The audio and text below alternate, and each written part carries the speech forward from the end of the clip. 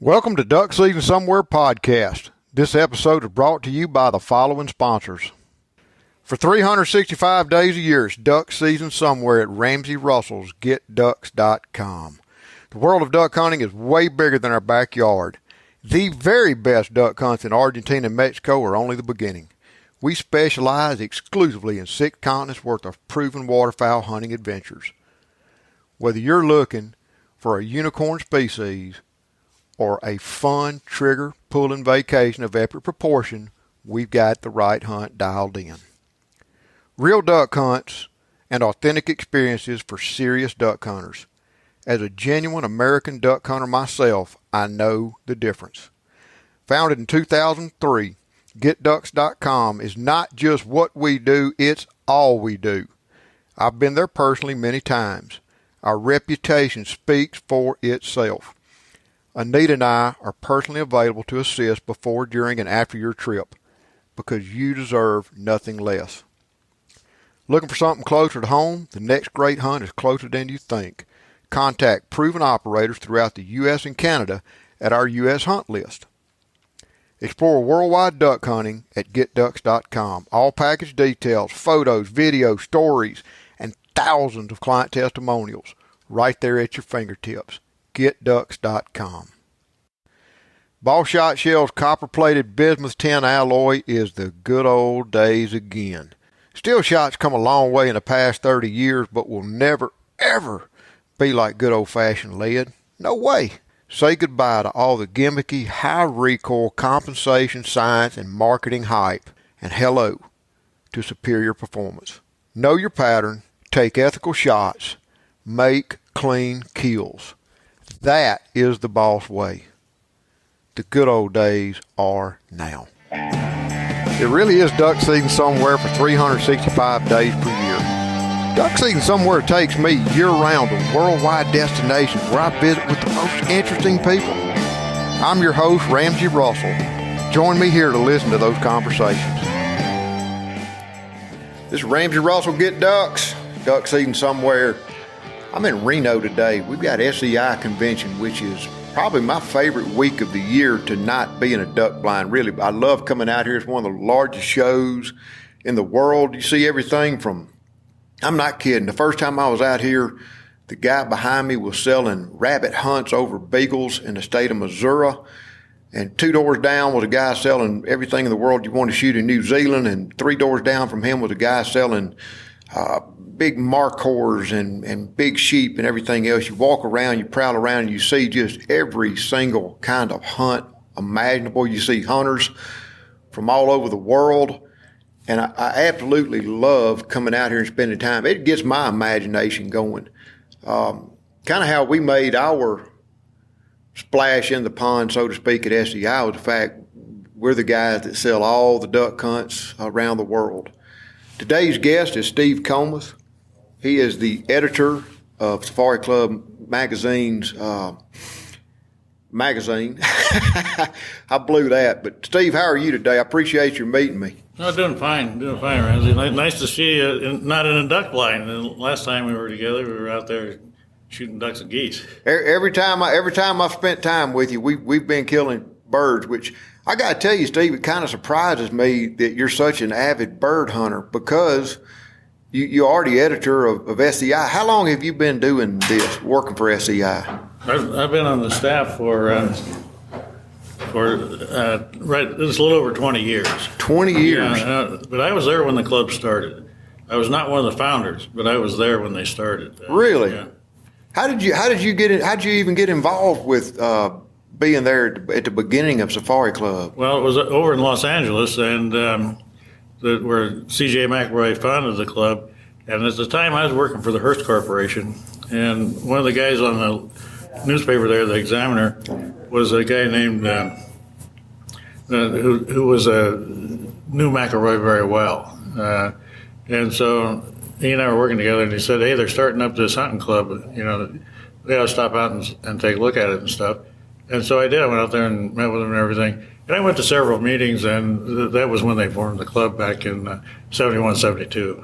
71 or 72. Man, that's been more than 20 years, Steve. Well, yeah, at least I've been on the staff for 20 years. Wow. But before that, I was just a member, that kind of thing.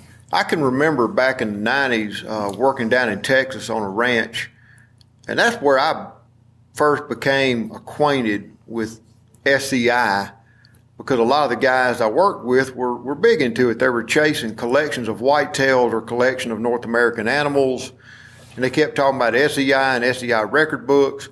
And I'd have told you up until about 5 or 6 years ago, I'd have told you that SCI was just a bunch of hunters that got around and smoked fat cigars at big banquets and hunted. You know, I really and truly had no idea until I showed up at convention to exhibit of just what SCI meant to me as a hunter. Yeah, that's one thing that a lot of people have a misconception. They think, well, that all they are is a bunch of rich guys going around shooting African animals and stuff like that. And that's not true. I mean, yes, we do have that in the Hunt membership, everything. but it's everything.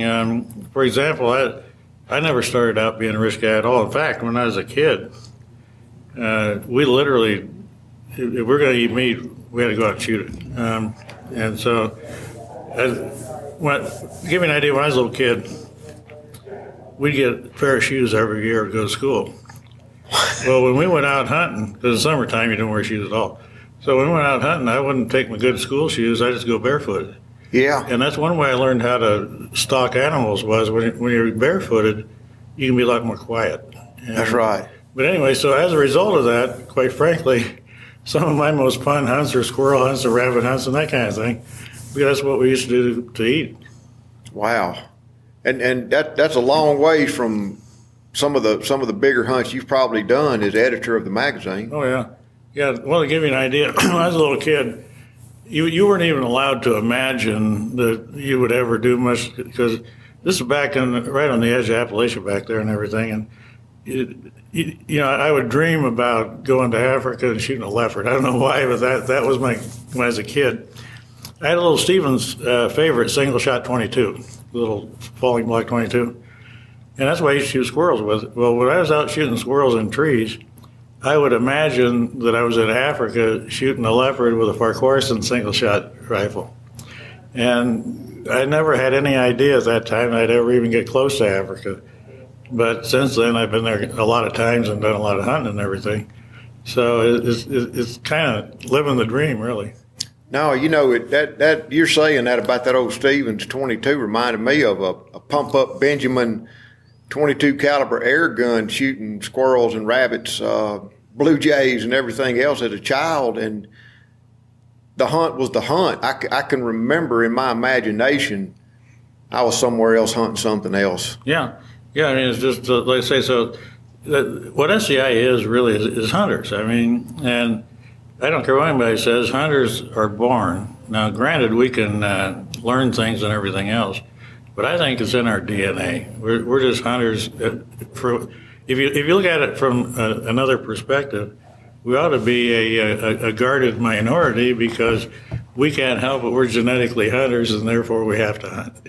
I think we ought to push that. I think that ought to be an SCI initiative. Yeah, I mean, that minority privilege. Yeah, why not? Because quite frankly, if it is, and I truly do believe it's in our DNA, DNA, but if that is actually true, then it should be. And then we get rid of a lot of this other crap that's going on out there with the antis and everything else. But no, it's been a heck of a life. And I'll tell you what, the reason why I like bird hunting so much is that, number one, you get to shoot more. Number two, it's just downright fun to watch those birds work in the sky and come in and everything else. I agree entirely. I feel like I'm having a conversation or negotiation with those birds. I feel like it's a very very interactive sport. And I do shoot big game. I have been on some big game hunts, but when I'm chasing a deer, waiting on a deer, hunting a deer, I don't feel a relationship with him quite like I do when I'm duck hunting. It's like I'm outside the flock and I'm inviting them to come join my imaginary flock out here. Whereas with a deer, I'm just trying to close a distance and get, prey and predator get within range. To me, it's just a different relationship. And, I enjoyed, Steve, how I got to know you was hunting down in Mexico and some other places where you're sitting in a duck blind and in between the volley, you just get to visit and know people and hear stories. Yeah. And that's what I enjoy so much about bird hunting, especially duck hunting. What I like about any kind of hunting, but especially bird hunting, is you're a part of nature in a way that you can actually do things. Like say when you're envisioning that you're in a flock over here and getting them in there, literally you're getting inside of their head, but more than that, you're getting inside of nature. And that's what's so nice about hunting is that you're out in the natural world doing the natural thing. And to me, that's really important. That's one of the reasons why I go out of my way to bring new people into hunting every year. I don't know if I ever told you this, but I try to bring in at least 10 new people a year into hunting. You go into the year with a goal like that. Yeah. And if you figure that I've been doing that, I started hunting in 1949. And so that's a lot of people that I've been able to introduce to hunting who otherwise wouldn't be there. And I'm talking about people who, because of their own circumstance, probably never would be a hunter. For example, one time this one single mother called up over there at the office. She had a daughter who wanted to learn how to hunt. Well, the mother didn't know anything about hunting. And so she said, how do you do that? And I started thinking to myself, boy, you know what? If you started from square one, it'd be kind of hard. So after I said, well, look, bring your daughter. We'll go out and we'll go through the motions and stuff. And so I taught them how to first shoot a gun and stuff like that, and then how to hunt. By the time it was over, both the mother and daughter were hunters. Because I told the mother in the beginning, I said, you can't just be on the sidelines here. I said, you've got to be part of your daughter's thing in order, number one, to encourage her. But I said, number two, so you understand it. Well, it turned out both of them loved hunting, and so now they're both avid hunters. But yeah, every year I try to do at least 10. And because I figure that way, we're not only increasing our ranks, but we're allowing people to realize themselves. I don't know if you ever thought much about this, but when you're hunting, you are more who you are than any other time in your life. So that's when a hunter's in the field, that's when a hunter is in his or her own element. And it's so great that I hate to see people not be able to do that. I have thought about that. In fact, Aldo Leopold, the father of wildlife management, a forester that actually founded the North American Wildlife Management Program way back when everybody was, when the government was managing wildlife resources at a depleting resource. When it's gone, it's gone. He came in and brought sustained yield and management and conservation into the equation. But he actually penned in a book of his, Sand County Almanac, one time that you're exactly what you said, that you are your truest self when you're hunting, that especially when it applies to ethics. It's one thing who you are when everybody's watching you. Right. It's something else entirely different when it's just you alone in nature conducting yourself the way you should conduct yourself. That's I know that I hear a lot of people refer to being outside as their church, and I know that being outside on slow days or fast days or good days or any day is just I feel a connection. I feel my greatest sense of self there, and I would wish that on anybody. Yeah, the guy that helped instill that into me was Fred Bear. That was in 1949, as a matter of fact, when I first learned how to bow. I bow hunted first, okay, and I made my own bow and my own arrows, and it was Fred Bear who taught me how to hunt with them. Wow. And that was nice. He was a real evangelist for hunting, and he would go around, and I forget what little group I was in there in the town I was in, but he came and so for all his kids showed us how to, make our bows a little better, how to hunt and stuff like that. And he was big on that. There was an ethic when you're hunting, and he preached that, and that's where I got going on that. Before that, it was just we'd just go out as kids and like I say, if we always had potatoes and stuff, but sometimes we didn't have meat, so I'd have to go out and get a rabbit or a goose or something like that. And so what he taught me was that there was an ethic to that, and that stayed with me all my life. And I'll tell you what. I learned one thing about that, and that is that ethics are absolute, in that if you ever have to ask yourself, is it ethical, then the answer is no. Everything that's ethical is on its face obviously ethical. So we know it intuitively. Yeah, you know it is, and anytime you got to hem or haw or make an excuse, you're wrong. It isn't, and so again, back to hunting, it's real basic, and as long as you follow the basic things, you'll be right. It's so beautiful. It's fundamental, and I hunted with a couple of pro baseball players back in December, Adrian Hauser and Archie Bradley, a couple of major league pitchers, man. I mean, big timers. And I asked them, because I've always said this, but I asked them just because they're the real deal, and I'm not a baseball player yet. And but I asked them, I said, at some level, you're out there pitching in the major leagues. At some level, is it the same as when you were a child throwing a baseball with your daddy? And Archie explained, yeah, it's fundamental. He was talking about he got in a pitching slump. And he said, to fix it, I went all the way back to grade school fundamentals, and it's just going through the basics. And I think hunting is a lot like that. It's fundamental, which brings up a good point. The last time I talked to you, it's been a few months ago, we were on the phone, and I know not to call you because we get to talking like this, Steve, and it doesn't turn into a 10-minute conversation. It usually turns into an hour. But I had told you about a project I did. Back when I was 15 years old, my grandmother lived in the same house she was born in, and she had rummaged around the attic and found this old shotgun, this old family heirloom that, as best I can run back through, just put the clues together, it probably belonged to my great-grandmother's father. My grandmother didn't know that. She didn't really know. She doesn't remember her grandfather or great-granddaddy having owned the gun or being hunters, but nonetheless, they did. And it had old Damascus barrels, and it had to be, I couldn't go and shoot it. I couldn't shoot it with conventional loads. I couldn't even shoot it with old black powder loads because the bores were bad. So I got to talking to an old guy that knew something about these old guns, and he said, well, go through the firing pin, go through the spring. It's a very simple gun compared to now with these semi-automatics. He says, but the bores, they're not going to take the pressure, whether it's the first shot or the 1,000th, they're going to burst. And and I said, well, I didn't want a shotgun. I just hung up above the mantle like Cracker Barrel. I wanted something I could shoot. I wanted to connect with my ancestors. They were duck hunters. I wanted to take this gun duck hunting.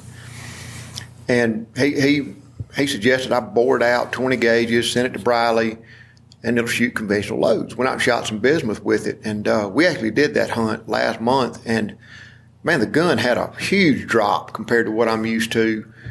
And I was sitting there thinking, as the first duck kind of just hooked up, when do you pull these hammers back? And once the hammers are click, click, pull back, you're live. I mean, you got one in the pipe ready to go, and who knows? Double triggers. I'd never shot double triggers, my old clumsy middle finger.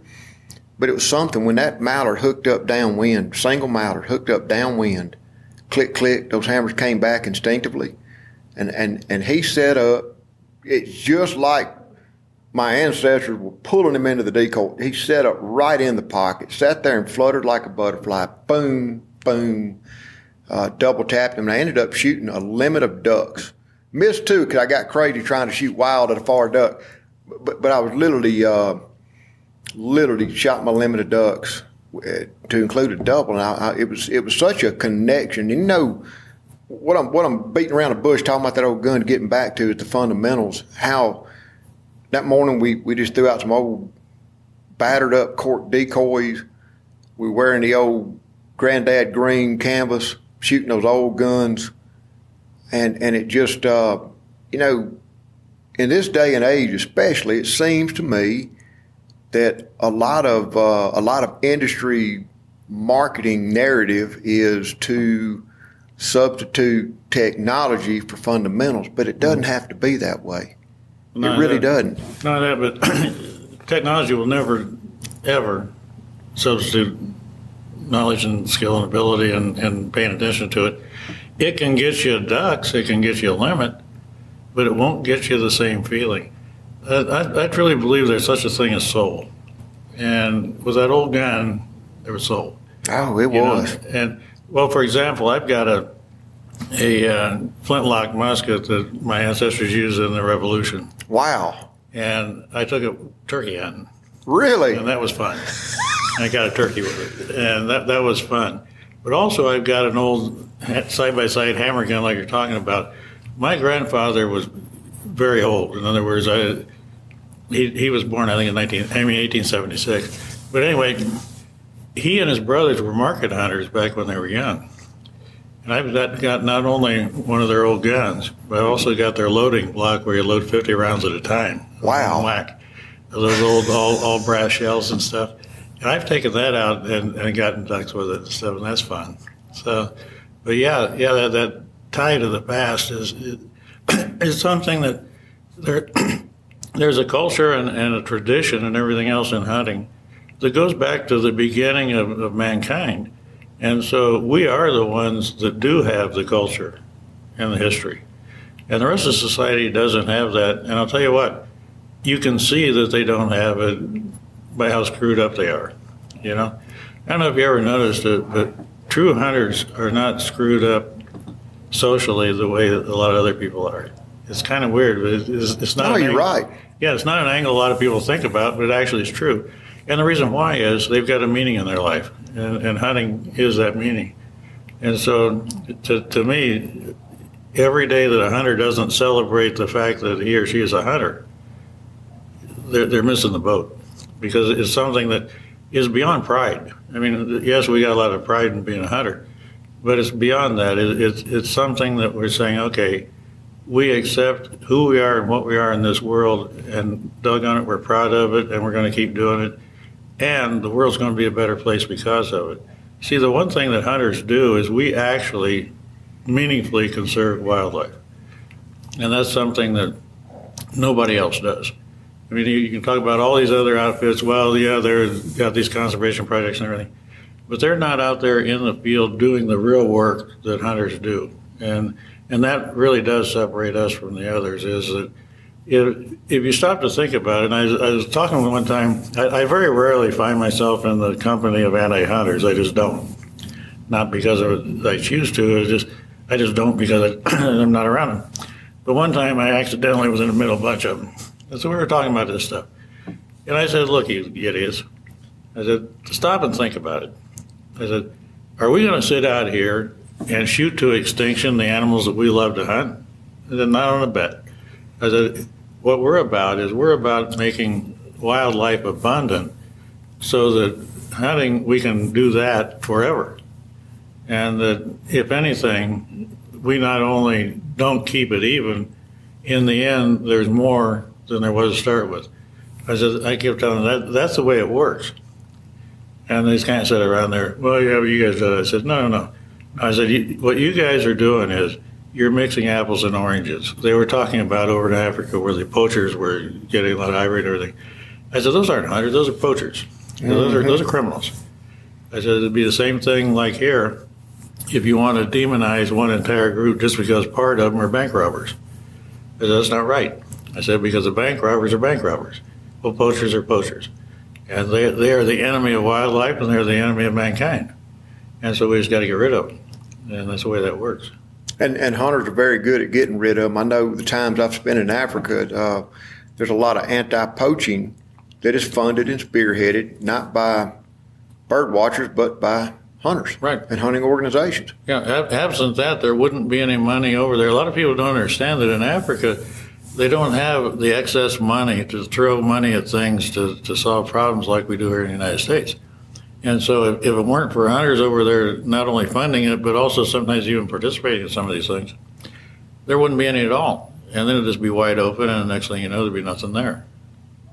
You know, you bring up a good point about hunters versus, let's say, non-hunters or anti-hunters. I've always believed, working for U.S. Fish and Wildlife Service when I started my career, I was astounded at how few hook and bullet biologists there were. There were guys out there that I didn't understand that. I'm from Mississippi and went to Mississippi State. I didn't understand guys that got into that field that didn't hunt or fish, that just loved nature. But I worked with them and they did good things. But the distinction to me between a bird watcher and a hunter, a duck hunter, let's say, is a bird watcher is happy to see a mallard, a bird, one to check off his list. We duck hunters, we want to a duck hunter, we want to see so many ducks they obliterate the sun and when they pass through the sky. And we're willing to put our time and money into a great excess of wildlife. That's what I see. Yeah. We want an endless supply of wildlife for everybody. I mean, bird watchers, they're great people. They're nice and everything, but they're different. What they want out of is different, but we both take advantage of and being able to go out there and watch wildlife. The way I look at it is, a bird watcher is like, okay, let's suppose you got the war in the Middle East or Vietnam, something like that. A bird watcher is the guy who watches on TV. The hunter is the guy who's out there in the rice paddies. Boy, that hits home right there. That's a very good way of articulating that thought, Steve. And I didn't mean to put bird watchers at odds because they do contribute a lot of money through the Pittman-Robertson Act and everything else into conservation. Speaking of which, I read something. Of course, we all hear that hunter numbers are declining, but to drive the point home, besides just being game animals that we're conserving, it's all the aside when it hits the state budgets and the federal budgets. Like I was reading a report just yesterday that was going around all over the internet about lack of funding and the threat to endangered species because of declining hunter-generated dollars. And there's one, I believe it was Indiana or Wisconsin, one of the states, they had a massive honeybee pollinator type program in their state budget that they no longer have money for because there's not hunters. Yeah, it's kind of it's an interesting double-edged sword, as far as I can see. One thing is, yes, the number of hunters may be going down, but it's not in as steep a decline as a lot of people would have you believe if you really look at it. But the way I see it is, there's a difference between quantity and quality. The hunters who are hunting now are more serious hunters than before, okay? And I think the only flaw in the financing system is that system is set up on volume of hunters rather than quality of hunters, okay? I think, quite frankly, if they realigned the way that they get those dollars, they would end up with a lot more dollars just from hunters alone. And that is that when you're a serious hunter, you don't mind paying a little bit more. I mean, obviously, in the beginning of Pittman-Robertson, we said, yeah, we'll pay 11% more. But I think a lot of hunters would volunteer to pay even a little bit more on some of this stuff.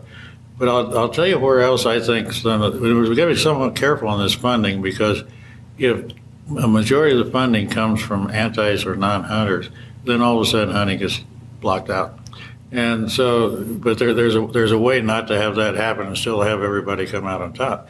And that is have these others fill in the blanks on the dollars that hunters have been paying for stuff that's got nothing to do with hunting. For example, a lot of the stuff that hunters have financed and everything else has benefited animals and stuff that will never have been and never will be hunted. And like say even bees and insects and stuff like that, that's fine. Finance those programs separately, but keep the hunting stuff as it is. And I don't think it'd be too hard to come up with a system like that. But in the end, no matter how that works out, if society decides that it will not of its own finance the future of wildlife, then not only is wildlife doomed, but I think people are doomed. Because quite frankly, I don't think people on this planet will last very long without an abundant bunch of wildlife.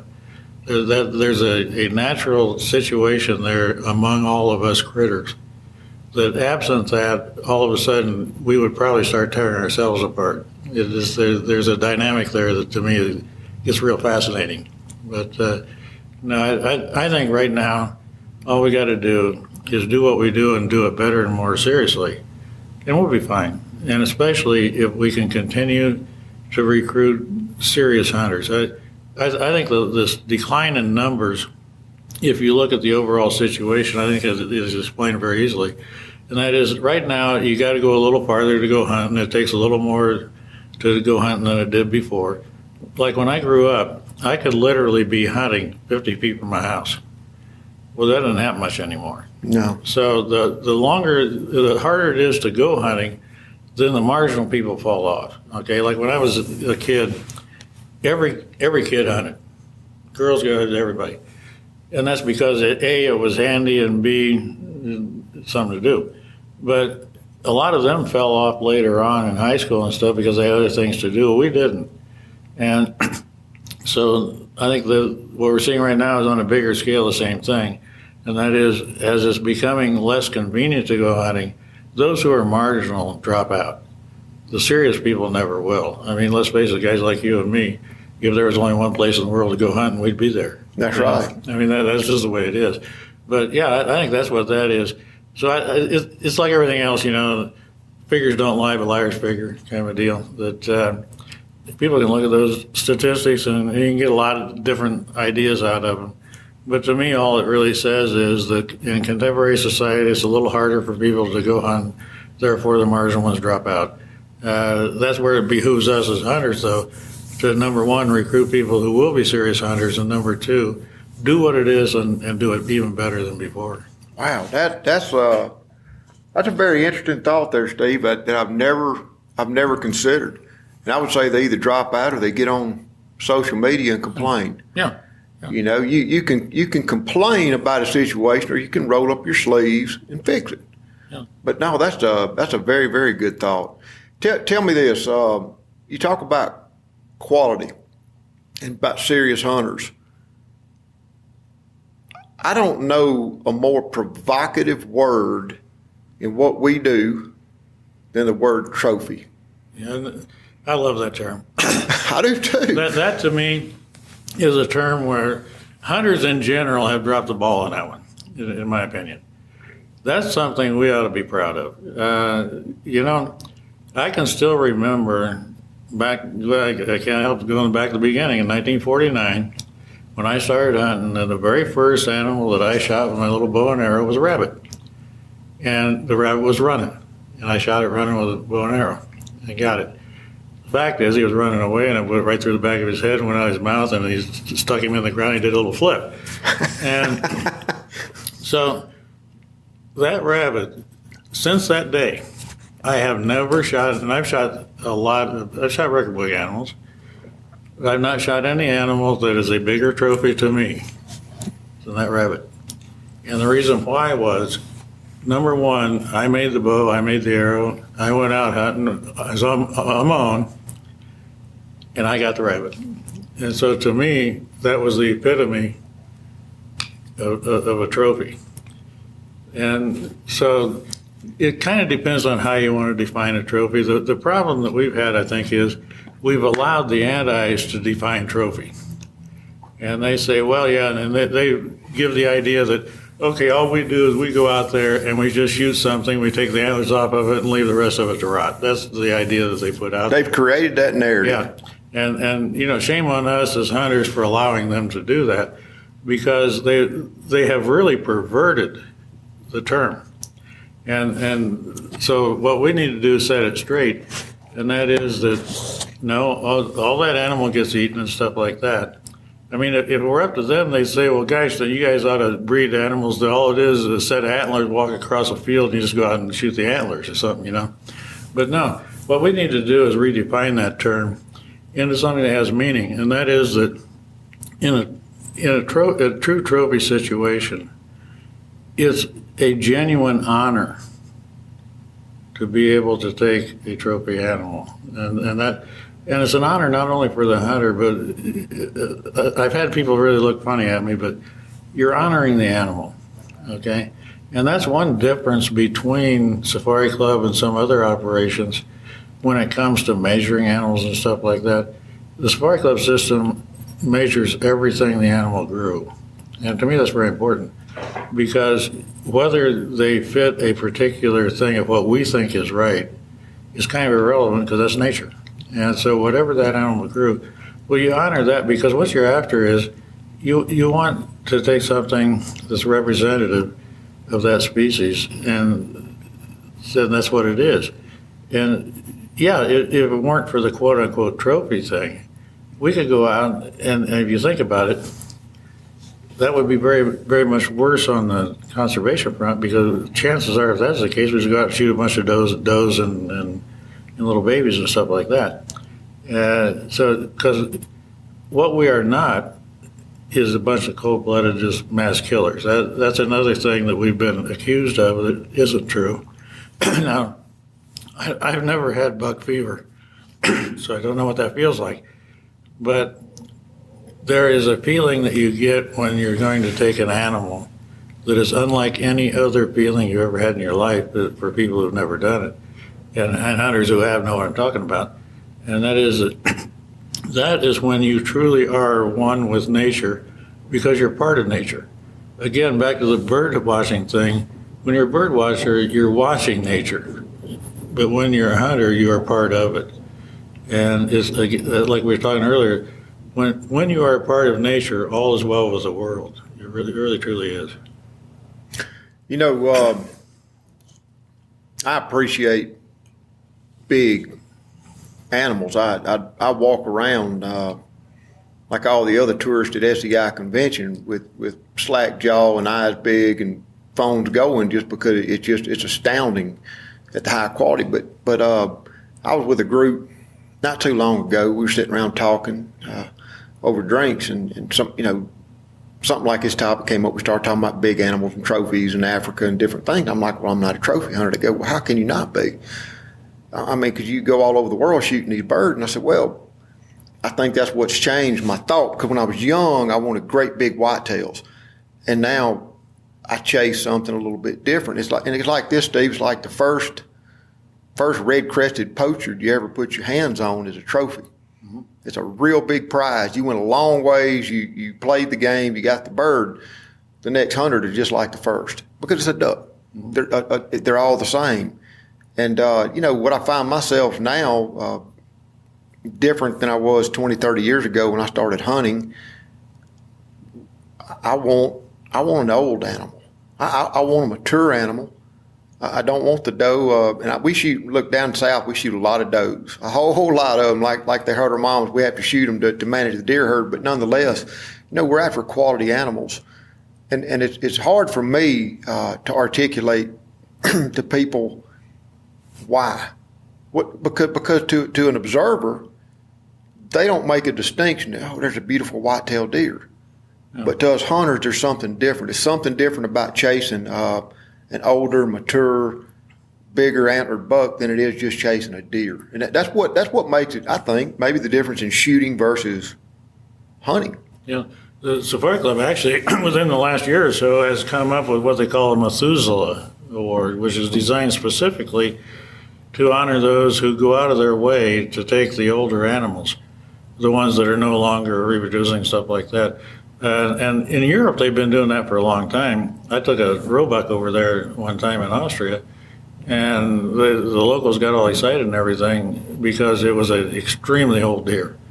And that was great. And I liked it because the only reason I shot it in the first place was there's something about it. I liked the animal, so I did. But to them, it was even more meaningful. And so, yeah, that old animal thing like that's a lot of fun. One time I was out hunting, and this has been years and years ago before I really realized how a lot of this stuff fit together. But I guess even then I had the beginnings of it. But there was a deer, this was on the first day of the deer hunt, and there was a deer that was crippled. And he was in a lot of pain. He had not been shot by any other rifle shooter or anything like that. He just his one leg had gotten broken somehow. And he was having a hard time getting around. And I could even tell through my binoculars that I could even see the pussy type stuff on it and everything. And that deer was in agony. And I had one tag, and I thought, well, I can look around here and wait till I see a really good deer. The more I sat there, and I mean, it took only a few seconds, but it seemed like a long time.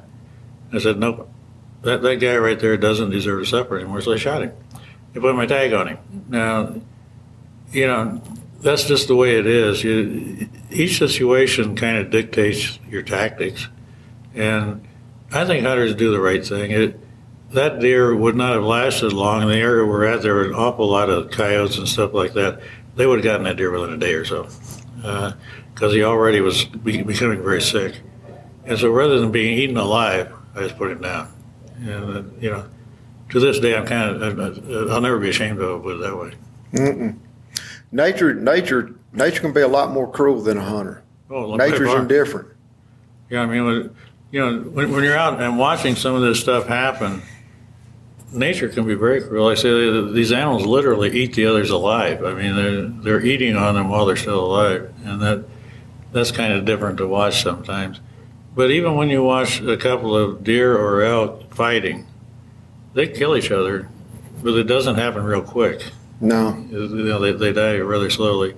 So, again, as part of nature, if we're going to be that element of it, then we need to be very efficient and effective at it. And that's why I think it's very important for people, especially on big game animals and stuff, to practice ahead of time and stuff like that so that when you do make your shot, it's one shot and the animal's down.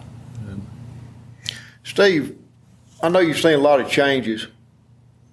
Since you met Fred Bear, and he helped you tune up your bow as a child. You've seen a lot of changes in hunting. You've seen a lot of changes in the habitat and in hunting itself. I haven't seen near as many changes, but I do. In the advent of social media, maybe it's the way it makes me think, or I don't know. I struggle with it sometimes, but it just seems to me, in my world, in my glimpse of the world through my social media, that a lot of anymore in duck hunting or hunting in general seems to be driven more by ego. It's like I see a lot of these big piles of birds and this big stuff, and it seems to be more of an some of these hunters, and I'm not saying this is what it is, but it's what it seems to be. They seem to be defining their sense of self and ego and worth on the backs of big bucks or lots of animals or different things like that. Have you seen a transition in that? I know it's. I'm not saying like award winners that are vying for trophies or big or Methuselah awards or collections. I'm just saying a different in a mindset of hunter we've gotten. Let's face it, nobody that I know anymore is going out strictly to subsist on game animals. I eat a lot of duck, I eat a lot of deer, but nobody really today in America is putting food on the table like you and a little boy. And maybe only in Alaska does that happen much anymore. But no, I've got a kind of a different take on that. And that is, I think to a degree that's always been there. I think social media merely allows everybody to see it. And the way I look at it is, I think hunters go through phases, okay? And when you're young, you kind of get all full of vinegar and everything, and you want to go out and shoot everything there is and everything because you can. And then as you get older and more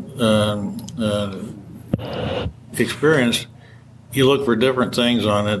And then I think when you get to be an old geezer like me, you really have a totally different outlook on it. Okay, I'm 75 years old. And when I go, I live in Arizona, and I love to go quail hunting. And I'll go out there. I don't have a dog because I'm not around the house long enough at times to take care of one right. So I'll go out and just walk. I've got a 410 shotgun I take out, and I'll walk out there in the desert and kick up quail. Well, on average, I'll kick up a quail about every mile. It takes about a mile of walking to kick up a quail. And, you don't shoot 100% on that. Well, there's a lot of days I'll go out and walk 10, 15 miles and shoot one quail. Now, to me, that has been a successful hunt. because I've gotten out in nature. I've done what I want to do. In other words, to me, it's not a hunt if you don't get a shot. Then it's just wildlife watching. But as long as I get a shot, even if I miss, that's my problem. But I've actually hunted, and so I don't have that limit mentality and stuff like that. But I think a lot of people have through the years. I think social media has brought it to the fore. But the one thing I think social media does do that's kind of bothersome, and that is it can infect others to think the same way, okay? And that is that we're going to go out and get the biggest and everything. And there's nothing wrong with having that as a goal, but anybody who says, okay, the only thing hunting is for me is some big animal or some big string of ducks or something, actually I feel kind of sorry for them because they're missing a lot of the real enjoyment of hunting. Mm-hmm. And, you know, I'm not going to shame them. As long as people stay within the legal limits and everything else, that's fine, because that's all part of game management. But I would invite anybody who is doing that kind of thing to take a look at it and say, you know, there's another level of enjoyment that I'm missing in life that I could have if I just go out and don't say, okay, if I don't get a limit today, it's been a bad hunt. No, it hasn't. If you go out, number one, the fact that you went hunting, that's a good day right there.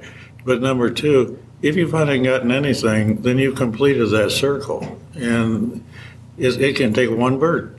And that one bird is so great. I mean, you know, when you're out in the middle of things where you're shooting a lot of birds and everything, you don't spend the time looking at that one bird as much as you do if that's the only bird you got in your hand. And so I'll be out there looking at quail. I mean, I'll study that thing. And I've been studying quails now for years, but every time I look at them, I see something different. So it's great. Steve, I thank you for your time. Folks, I thank y'all for listening.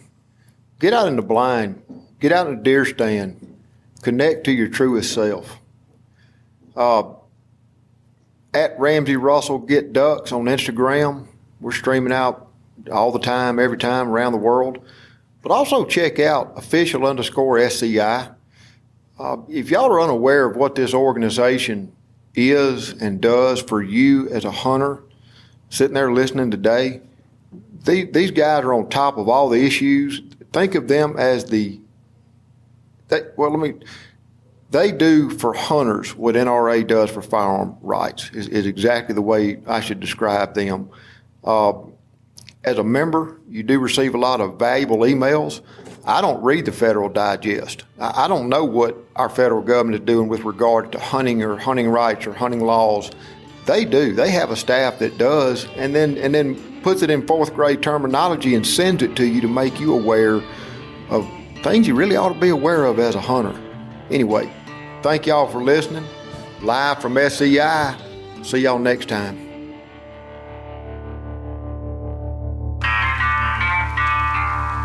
Duck Season Somewhere is produced by Ben Page. Original soundtrack by our friend Cody Huggins.